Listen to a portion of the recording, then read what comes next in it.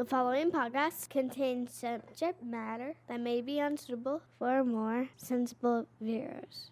Views expressed here do not reflect that of any community that you would want to be a part of. Listener discretion is mandatory. Mama, what does trans mean? No.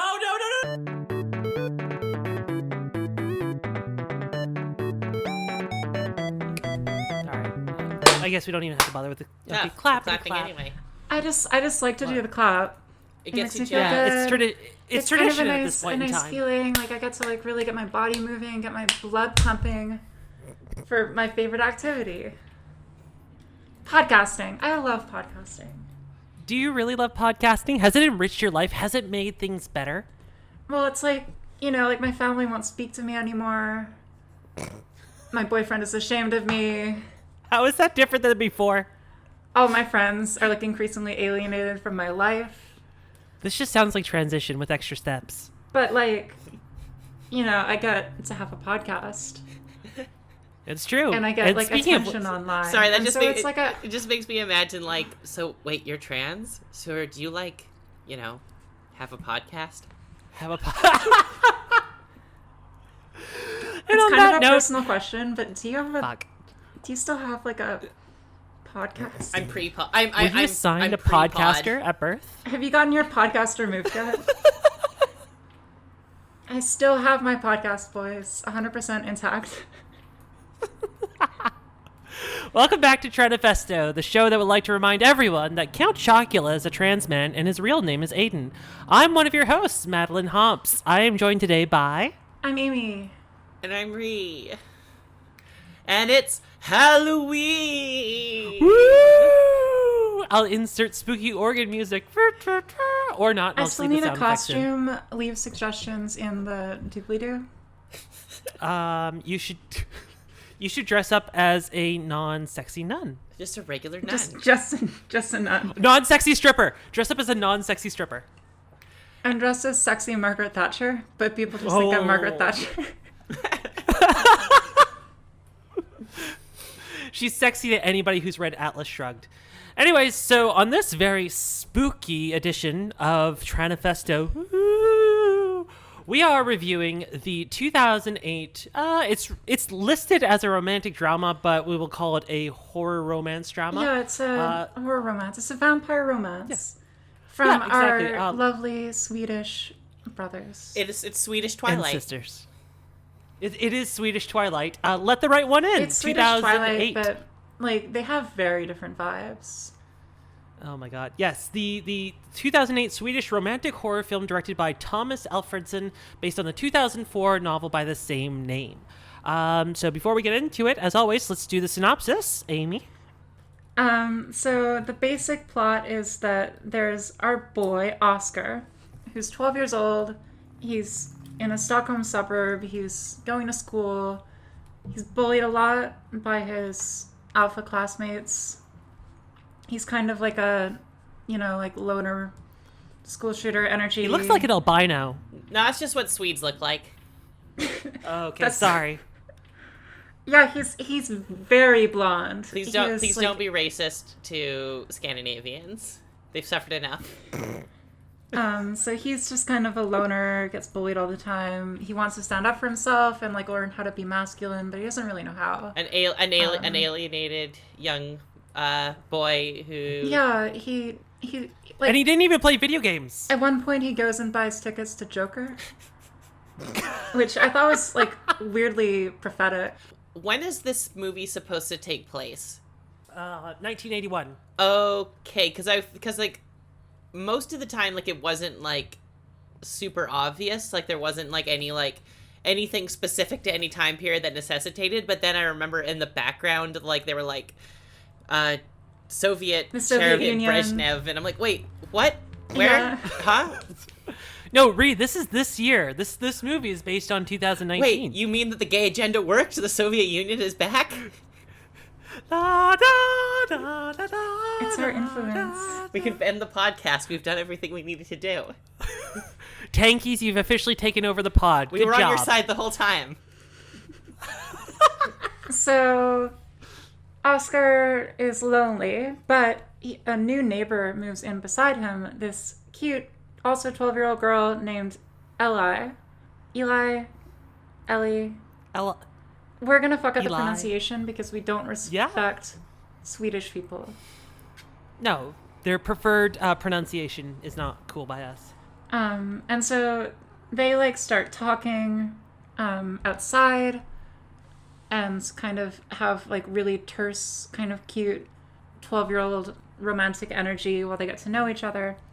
But meanwhile, in the background, I'd also like to throw in like this is a really good by itself a coming of age Yeah, book. absolutely. It's also that as well. So in the background of their like budding friendship, we follow the course of like several murders that are taking place in Stockholm in their little suburb, where some guy is murdering people and then draining their blood. And we learn quite quickly that the person who is murdering people and draining their blood is apparently Eli's father, but actually like not actually her father, which we find out later. But he is killing these people to get her blood because she is a vampire. Dun, dun, 12-year-old vampire. Well, she's been 12 for a long time. Maybe the real vampire was the friends we made along the way. So they get closer. They start having a sort of budding romance. She is eventually forced to like murder her own guy to get blood because her... What are we calling him? I don't really know his name. Caretaker. Hakan? Her caretaker. Yeah. So her... Well, it's Hakan. Yeah, the actual character's name is Hakan. Hakan. So he fails to get her blood in time, and she's like withering and stinky. And so she goes off and kills some guy by herself. She gets spotted. People are starting to piece together that these are like murders that are linked to this broader trend. Her caretaker tries to get more blood by killing a teenage boy, but then he almost gets caught. So he pours hydrochloric acid on his face so that he can't get linked to her because he's trying to protect her. And then she is on her own after she drains all of his blood in the hospital and throws him out a window because she's a vampire. And then she's staying by herself and their romance is still going, like she and Oscar. They have many, many late night rendezvous in the playground outside of the apartment. Yeah, and also like in her place. Interestingly, she always has to ask permission to come inside. He doesn't seem too bothered by this. I think if you've accepted the vampire part, then the whole asking to come inside probably seems less weird. She was doing that the whole movie. I realized this on the second watch that she does that like the whole time. But she does it quite subtly up until you find out that she's a vampire. But anyway, they decide to go study. Well, he asked to go study. And she's like, you know, like, I'm not a girl. Like, would you still like me if I wasn't really a girl? And he's we can like, all relate to that conversation. It's ripped right from my diary. It's like all of my relationships. And so he's like... Dear diary, today someone mistook me for a real girl. He's like, whatever, she's saying she's not a girl, and whatever, are we still going study? Can we go study? He just wants a relationship. And they do that twice. Yeah, no, that happens twice. Like this conversation about her not really being a girl. So she also like encourages him to stand up for himself against his bullies. At one point he like beats the shit out of one of them with like a stick and sends him to the hospital. Later on, he decides to like propose that they like become like blood siblings, you know, like cut their hands and like exchange blood. Because that's what alienated like lonely 12-year-olds think they're supposed to do. Yeah. God. In Sweden, that's exactly what happens. Have any of you ever done that? Because I've never actually done that. I just saw it on No, No. that's not a thing that people actually do. I've seen it on TV. No one actually does that. I think that's like a boomer thing that somehow stuck around. Like, maybe the boomers did it. Fucking boomers. They're all demented. Boomers come on the pod. So he cuts his hand open so they can get closer and exchange blood and form this immortal bond. And then she drops to the floor and starts licking his blood off the floor and tells him to get the fuck out of here. Which, let's be fair here. Who among us has not been in that? Yeah, exactly. Who has not been in this situation? Don't yuck my yum. Like, she realizes that this is her kink, but she doesn't really want to like alienate him over it. Hey, so she you just know tells him what? to Yeah, leave. all There this- comes a time in everybody's relationship where you just kind of have to go for it. You know what I mean? You have to confront Yeah. blood play. So, Well, I mean, in the original draft, it Ease was into piss, it. so I'm glad that they changed it. Yeah. This is the author took it. The vampires sustain themselves off of piss. in the meanwhile, like she runs So off. much worse. She runs off to get blood, accidentally fails to kill somebody who winds up being turned into a vampire, which is a cute plot line. It doesn't last very long. She winds up having the window open and bursting into flames. But Eli, like, is restored by drinking blood. Oscar confronts her and is like, yo, you're a vampire. Are you a vampire? And they have this conversation about how she's a vampire because he clocked her.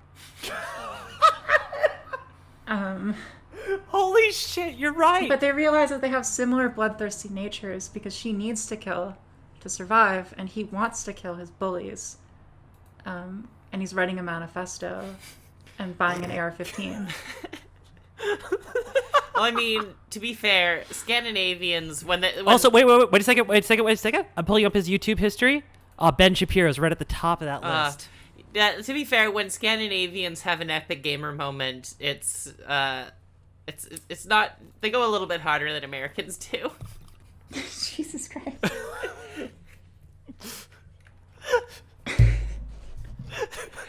That's so dark. We should cut that. No, absolutely not. I take it back. I disavow. Someone tracks down Eli to kill her because she turned his girlfriend into a vampire and then she burst into flames. Like, it's reasonable for him to be pretty mad about that. It's about to kill her, but Oscar interferes, and then Eli, like, kills him and drinks his blood because she's a vampire. And then they get closer and they, like, make out, but she realizes that it's no longer safe to stay in this suburb because she's now being tracked down by people who know that she is the murderer. But he has to go off and swim, Oscar, so he goes and swims for school. That's important in Sweden. It's Swimming very is really important. You gotta stay fit. But his bullies, like, meet him at the pool and try to, like force him to, like, stay underwater for 3 minutes or else, like, have his eye cut out. Yes, they Like, basically that's just his try to punishment kill for beating up the other bully with the stick, right? They're basically trying to kill him. But Eli shows up and fucking slaughters them all, like in Serenity. Just like hardcore, like they all just are floating like in the pool with their heads ripped off and stuff. The fucking hand that's holding the kid down all of a sudden just Yeah. is being completely Just separated. limb just from limb. goes down to the bottom. And then they run away together on a train.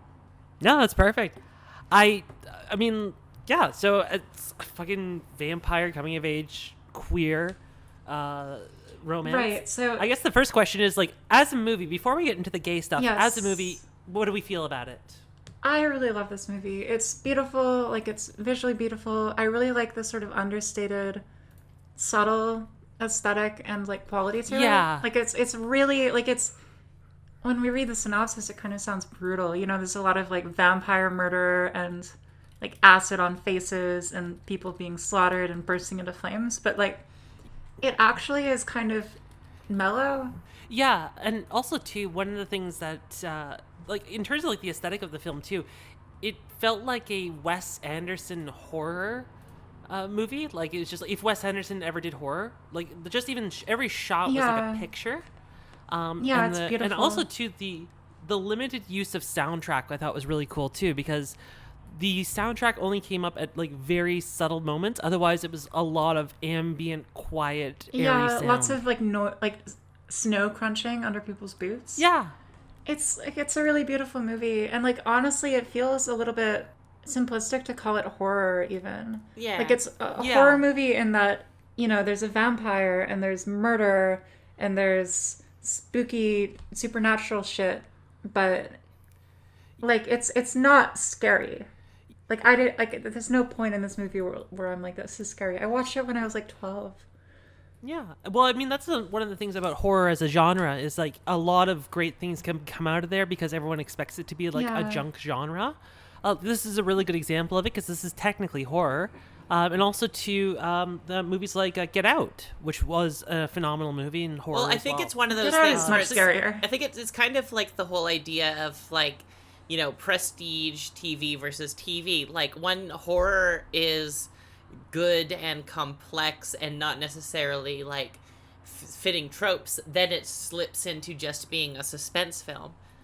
Yeah, just being a like good drama. Yeah, so like, and that's why I would have personally used suspense to describe this, even if it is like Yeah. at its heart a horror movie.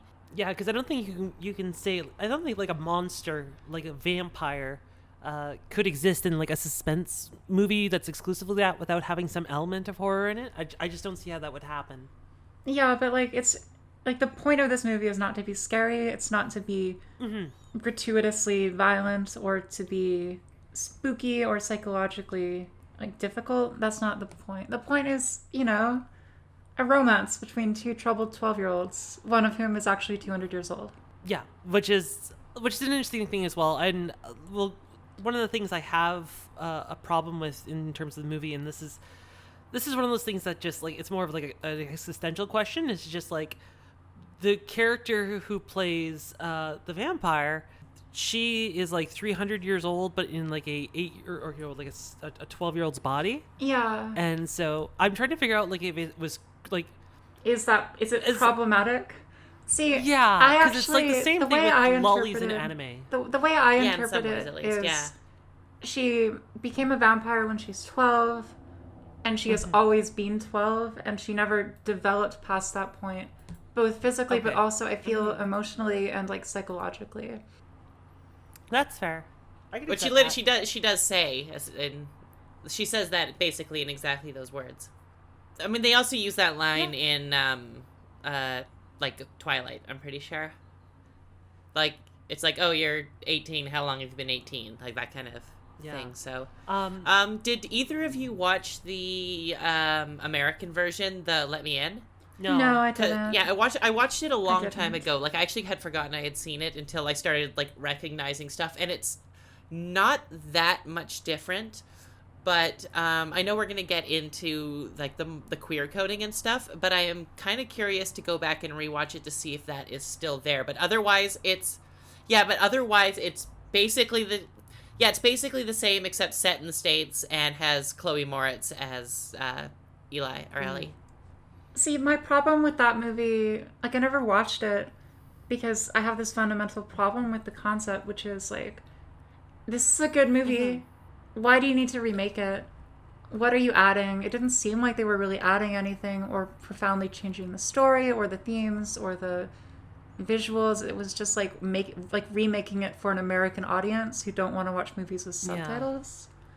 Like, it just seemed sort of like a waste. But again, like I haven't seen it, so I'm kind of just Like a lot of Sounding like a purist. movies are exactly that. Like yeah. ones we don't even think about as remakes. Like a lot of movies are exactly that. Like it's possible to make a remake and have it really like change the movie and change the themes and change the ideas that it explores, but it's also like you have to do that thoughtfully and have like a really good reason to do it, and it didn't seem like they did. No. But let's talk about the pressing question, which is what about this movie makes it fit on Tranifesto? Yeah, so one of the kind of, I guess, themes that comes off right off the bat is the fact that the vampire, the young girl, Eli, I guess we settled on. Eli? Ellie. Or just say all three and we'll cover our bases. It's perfect. We'll get away with it. Yeah. She basically says, "What if I'm not a girl?" And we use she because that seems to be what they're going for in the movie. Yeah, in the movie. Oh yeah, exactly. She's like She uses she- she/her pronouns. Everyone does for her. She presents female. I mean, she says, "I'm not a girl," and like that is, like she says it twice in the movie. So like it there's could- that she- point where she's like, "Would you still like me if I was a girl, or if I wasn't a girl?"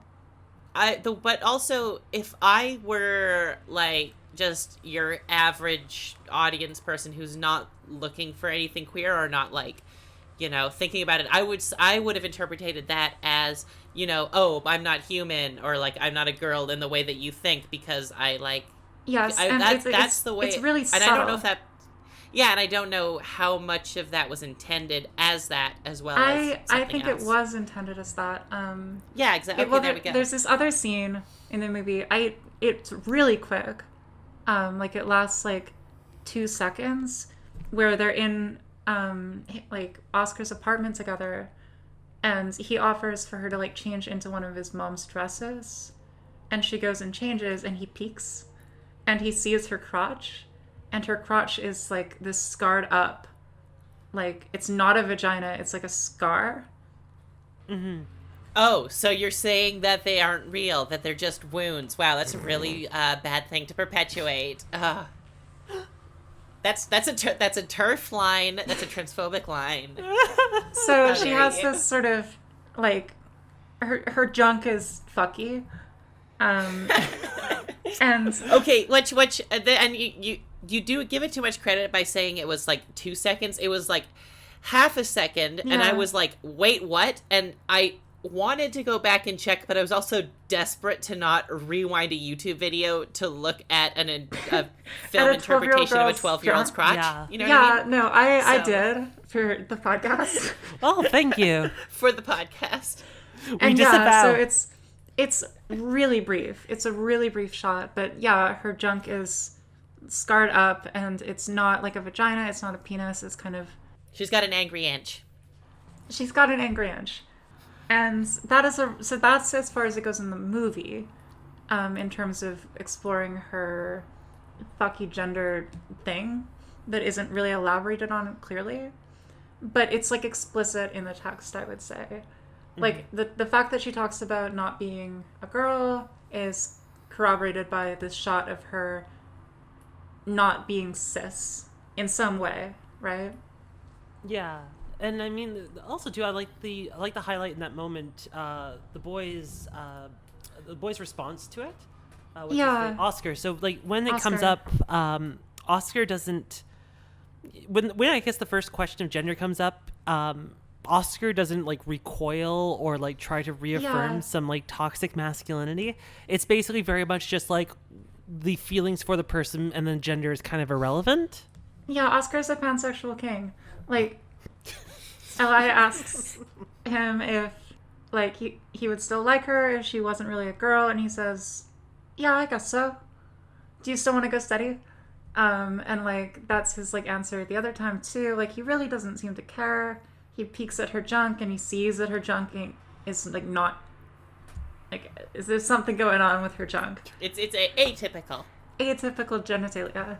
And he just kind of, like, takes a step back, and he still likes her and still keeps being with her.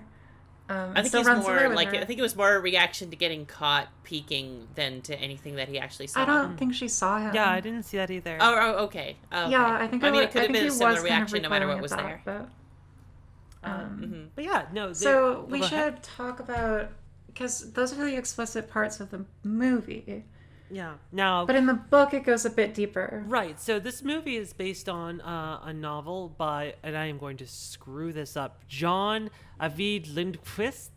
Lindqvist. And basically, it predates this. Yeah, John. I'm just gonna like beep this part over.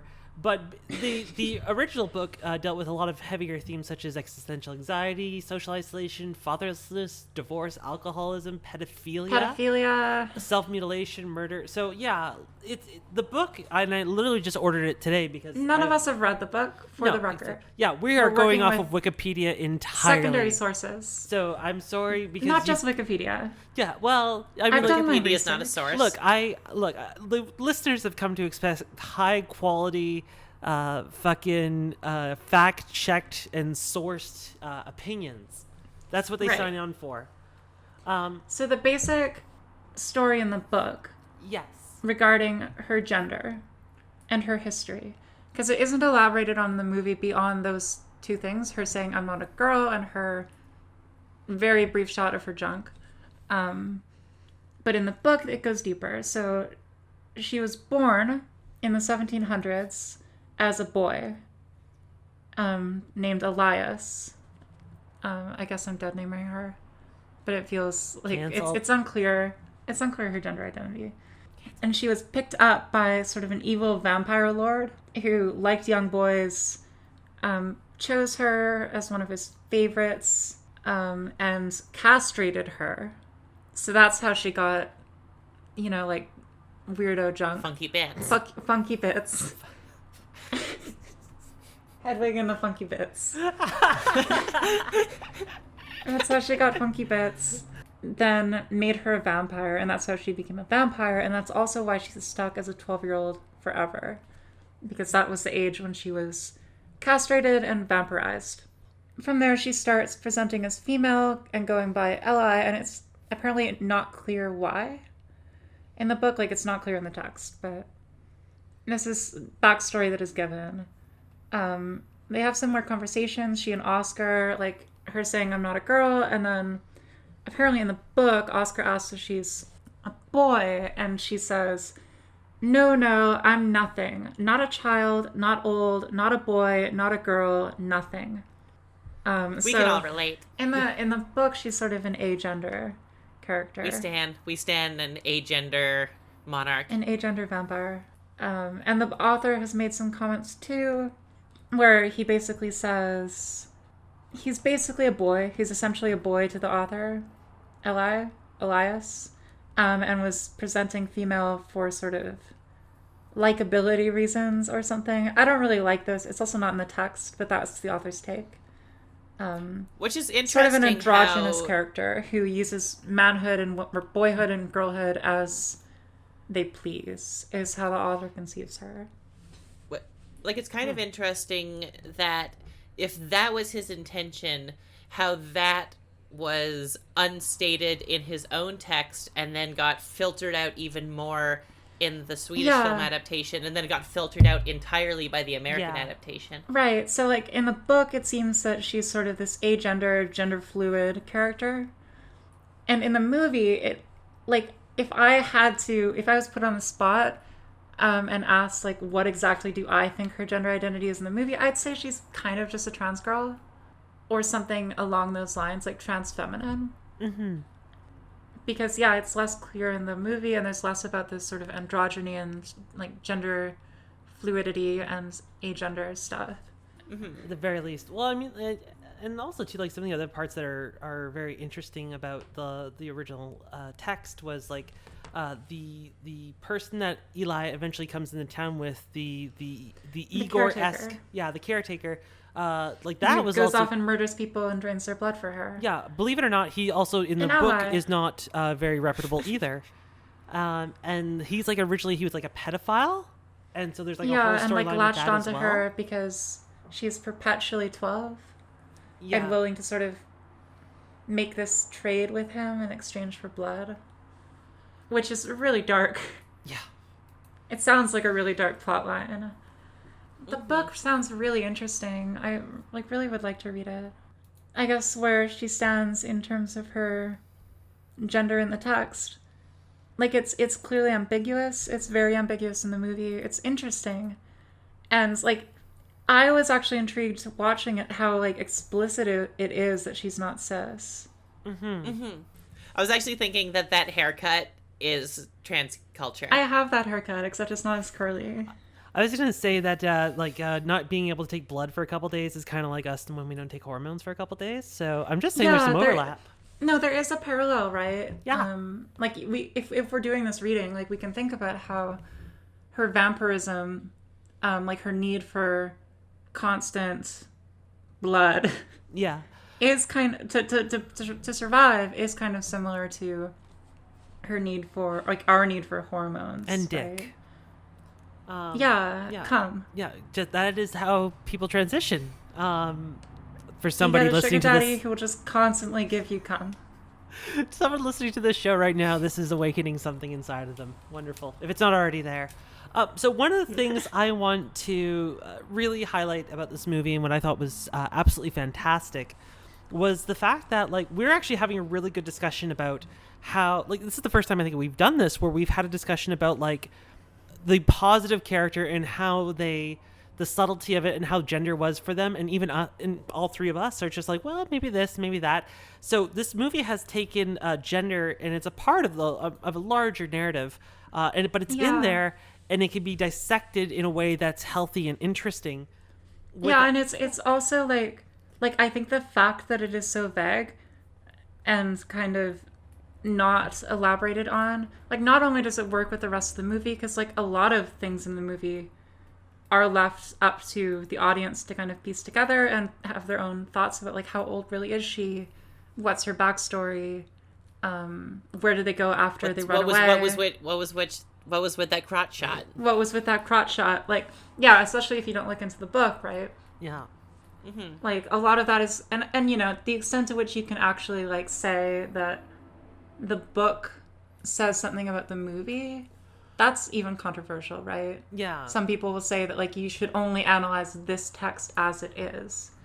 And so, like, the extent to which, like, it is vague allows this analysis. Like, it lets you kind of construct your own ideas about gender and about what the film says about it, which is interesting. Well, I it's think kind of fun. I think what the author saying stuff like, you know, like the author's quote was something along the lines of, like, he didn't think of it either way, which was like, that's also an interesting take in terms of, like, gender being absolutely an irrelevant point, because literally pick a movie and genders are for the most part always at play, whereas this one not so much. It's you know, at the I would say, even we could say, like, a non-binary femme presenting character. And also too, like I said, when what's his face, Oscar, when Oscar goes ahead and has to confront that reality in that moment about this person saying they're neither a boy nor a girl, it's like the answer right afterwards is like, well, do you still want to go steady? Which for me, I found very interesting in terms of, like, those moments when you're dating and you're trans, and then you have to eventually tell the person what's happening. And well, see, I actually, go ahead. the scene that I felt resonated with that experience the most was when he asked her if she's a vampire.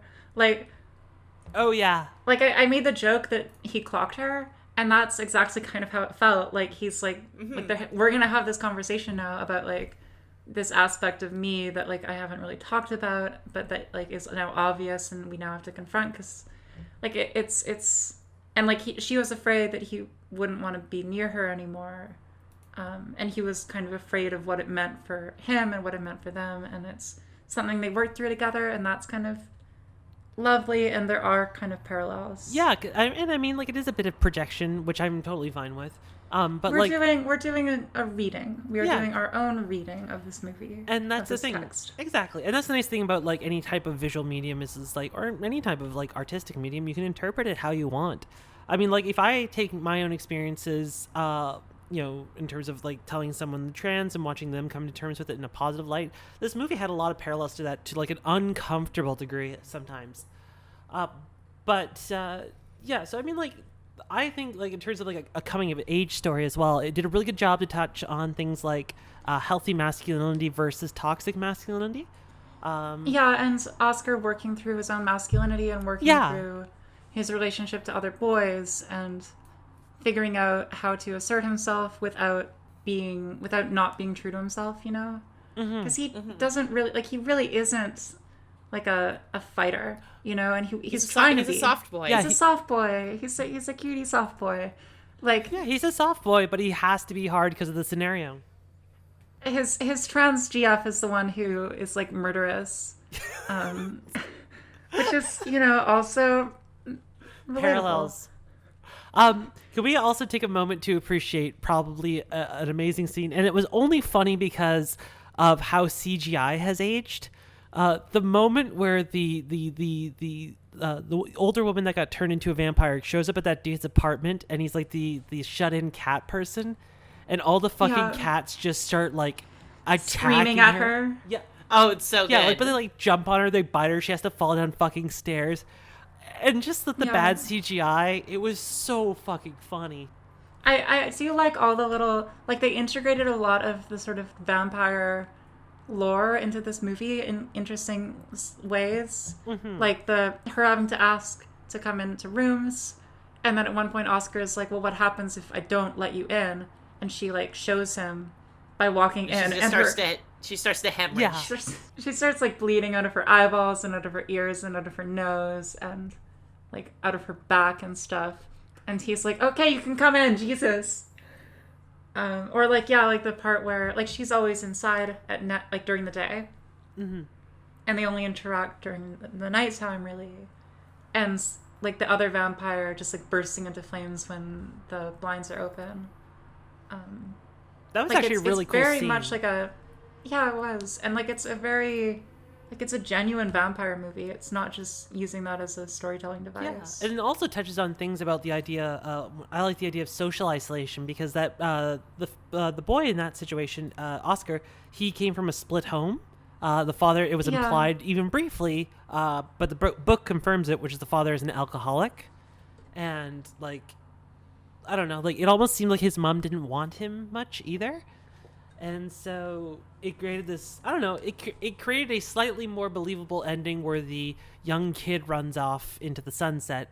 Because that's like, you know, I don't know, that part was kind of a little weird for me. I know I'm saying like, you know, it breaks focus in like a vampire movie, but it was just like, you know, like what, he just takes off and the parents are totally fine with that? And they're just, well, he's gone. Like, is that how they do things in Sweden? Everything's more chill over there. Yeah, and like talking about like healthy masculinities and talking about like the ways in which Oscar doesn't really seem to care. Apparently in the book at one point he asks his teachers if two boys can fall in love and commit to one another. Like after learning about Eli's kind of gender stuff. Yeah. Which is cute. I He really just loves her, like, Yeah. however she is. And I think like I think I'll always have a soft spot for like queer coming of age films, but I really did like this film. Like It's lovely. It's a really good movie. it's also a film that could have risked dragging in some places, or like, I don't know, making parts of it seem irrelevant, but it didn't. It kept really good pace. It's got a 98% score on Rotten Tomatoes, which is well deserved. Yeah, it's a fantastic movie, and it's really, it's sort of a cult classic, I think. Yeah, no. If anybody's interested in watching this, there is a free version on YouTube. Just go Google the name. It's there for some reason. You can go watch it, which is pretty cool. Yeah, I think I would like to see final thoughts on the film, and if you could, maybe one favorite scene. All right, I got one, and then I'll I have like my favorite moment, and then you can give you some more time to think. Okay. Yeah. So again, in terms of, so my thoughts on the movie are basically it's fantastic as a queer cinema lover. I love it as a horror movie lover. I absolutely loved it. Probably my favorite scene in all of it was the just because I wanted a really good horror moment. Is the very end of the pool scene where Oscar's being held underwater, and then just like watching the feet and different body parts fall into the water so casually, and like that It's one a really kid cool left moment over. because you're stuck in the pool with Oscar, Yeah. kind of passing out in the water, while in the background there's this apparent violence happening. Someone just being like, one of these boys just being dragged across the pool like incredibly quickly. Yeah. And the fucking, like, the arm that was holding Oscar down, like I said earlier, just Yeah, being eventually like ripped apart falls and- all the way down to the bottom. And there's one kid left who like was like the soft bully boy, who didn't really want to do it, and he's just like crying and sobbing while this lovely like wide shot of the pool just shows like body parts all over the fucking place. As a horror lover, that was really, really, really good. Yeah, they do that scene pretty good in the American version as well, if I remember. Oh, it's pretty iconic for that film, I have to say. And it's really kind of cathartic. You Yeah. know, like she shows up for him. And like at that point it almost seemed like she already left. Yeah, and then she comes back. Yeah. For me, one of the ones I think I liked is, I mean, obviously, I love the movie. The movie's really, really, really good. Yeah. And I can't recommend it enough. The part where like she's finishing off the her caretaker. I don't know, because again, that's another one I remember liking from the American version. Is just how Yeah. because we see him, like, he basically is about to get caught killing somebody for their blood, and then he pours sulfuric acid all over his face, and then, like, she eventually, like, tricks the hospital staff into finding out where his room is, and half of his face is melted, and as soon as she's at the window, he just opens it up and just, presents his neck. Opens his neck. She just drags him out the window, and their whole relationship, it's like, it's just really, really, really strange. And I think in the American version, what that is that he was what Oscar was before. Like, they had, like, had a relationship, and then as he got older, I think that's the angle that they took in that one. Even when you said American version, Yeah. I'm like, I bet they switched that one part around, and I'm so glad I was right. Because and that raises questions. I think, and that's for an interesting way to do it, because But, I mean, like, now she's off with Oscar's Yeah. gonna probably keep killing people for blood for her. That's what I'm alive. But that's thinking. the Like, thing, is that their future? Well, that's and I guess if we get into the matter of endings, which would you prefer? I would say, like, that is a big part, and I wouldn't like that as much, because with the ending that we have in the Swedish film, it's implied that it's going to be a good thing, and it's, like, positive. But if it's just this cycle, like, I don't feel as good about that. Like, I don't know. It's less than about the story. Then becomes less about Oscar's coming of age, and it becomes more about Eli's cycle of partners, bloodlust and Yeah, everything. so And there's sort of the insinuation she's like, I need people to die, and you need to kill, so we can work something out. Yeah. Like, they have a scene yeah, like that in the that movie. was kind of. yeah, That and makes so it a lot darker. it does make it darker in terms of, like, the cutting. It's like they're the pairing off Yeah. for him to just support her forever, killing Well- people for her to drink. and that's the thing where it's just like. But it's- isn't that love? Aren't we all just making compromises for one another? Especially as trans people, like, is that not what a trans force cis relationship is all about? I was just looking over the synopsis of the book really quickly, and it seems to be that it's not a cycle thing, and that they just kind of flee away together. So, I mean, I personally like the idea more that they just kind of go on and eventually they live a full life together. Maybe he Yeah, gets turned it's or not something. clear what happens after Yeah. the ending, but it is kind of hard to think that it's going to go any other way. That is true, unless they, he gets turned into a vampire or something. Well, yeah, and maybe that's what they do. Yeah. Maybe they both become vampires together and become, like, murderous partners. It's the Bonnie and Clyde of Sweden. Except they're 12. And they're not old gangsters. My favorite scene is the one where he, like, asks her to come in without letting her in, and she just, like, resigns herself to it and walks in and, like, shows him what happens.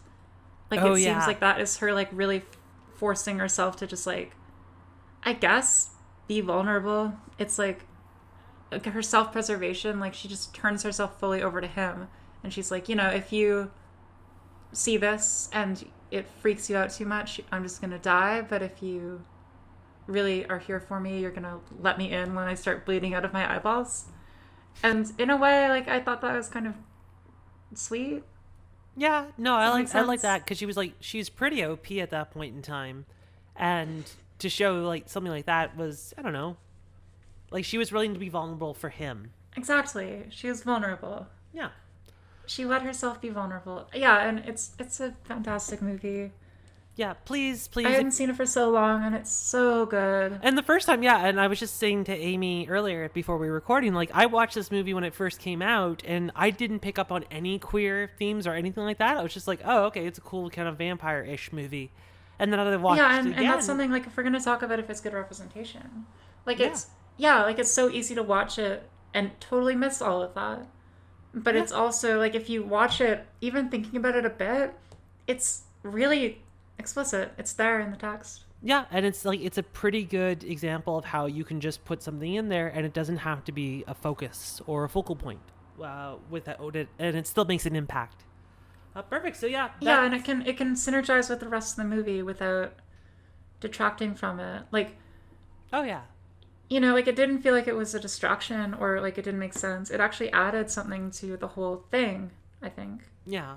So So yeah, I thought, again, Let the Right One In. If you get a chance, please watch it. It's absolutely wonderful for the spooky season. It's got the feel goods in there along with the murders and the feel good pretty. murders. it's a pretty movie. It is. If you're a fan of Wes Anderson in terms of just like the framings and shots, this has a very similar feeling to that as well, but without the cartoonishy feel to it. Excellent. So thank you all again for joining us this week on Spooky Festo. The spooky, ooky spooky skeletons. I am Madeline Hops. I am at rabbit_is_dead at Twitter and Twitch. Oh. Oh. There you go. I'm Amy. I'm at Lavender Ashtray on Twitter. That's my Twitter. That's all I have. Please don't take that. Please follow me on Twitter. Follow me on Twitter. I'm at Riri Carter, RHICARTER. And if you are living in Canada, you have to vote near the end of the month. Oh God, yeah, please vote. Oh yeah, the rule. Get out and vote, you fucking goofs. Here on Tranifesto, we're still sorting out which of the communist parties is the good one. Yeah. So... Canada has so many of them. So we'll get back to you when we figure that one out. Communist Party. I mean, according to the PPC, like the conservatives and everybody left of them are all communists. That's true. But as far as I understand, the Communist Party of Canada is the revisionist one, and the Marxist-Leninist Party is the Maoist one. My riding out in the middle of like the country, like in the countryside, has a Marxist-Leninist candidate, so that's kind of fun. Even though the revisionist party has a better logo, so and also too, we'd like to give a shout out to our boy Jagmeet Singh of the NDP, leader of the Marxist-Leninist Party of Canada. Yes, indeed, and he did an absolutely wonderful job at last night's debate. When we're recording this, the debate was last night, so I didn't see it. It was actually pretty good. I watched. As long as you just skip over the parts with Trudeau and Scheer, those parts are just annoying. Yeah, I watched the Surfs did a good stream of it. So. Oh, okay, cool. Yeah, no, Jagmeet Singh had some pretty good lines, and he just looked sane. I also like Elizabeth May as well, just because she looks like that fucking like your mom's cool friend who has weed. Like she looks like every woman in the Gulf Islands. Yeah, over the age of 40. Yeah, every single one. Like they all look like Elizabeth May. They all talk like Elizabeth May. They all have the same incoherent politics as Elizabeth May. Yeah, they all have the same closet full of silk scarves as Elizabeth May. They wear like chunky jewelry. They all have shawls, just rows and rows of shawls. They're so stoked to tell you, like, the 3 fucking Ojibwe words that they know. Yeah, go vote. That's decolonization is learning how to say, fucking what's up, fam, in Salish. That's decolonization. Jesus Christ. Oh fuck. Well, to anybody who doesn't live in Canada, this is just gonna sound like nonsense. So we could do a Canadian election special. Oh, we should absolutely. Oh, we should do a Canadian election special. Oh, we could do a live stream. Okay. Who's the best for the gays? Yeah, exactly. Bernie Sanders. Sanders, come on, come on up. All right. Well, thank you all again for joining us this week. We'll see you all probably next week. Not personally. We won't be showing up at your houses. We're still. Please don't show up at our houses. Yeah, it's already happened. Show up at my houses. I'm lonely. It already happened once. We're not going to happen again, Ryan.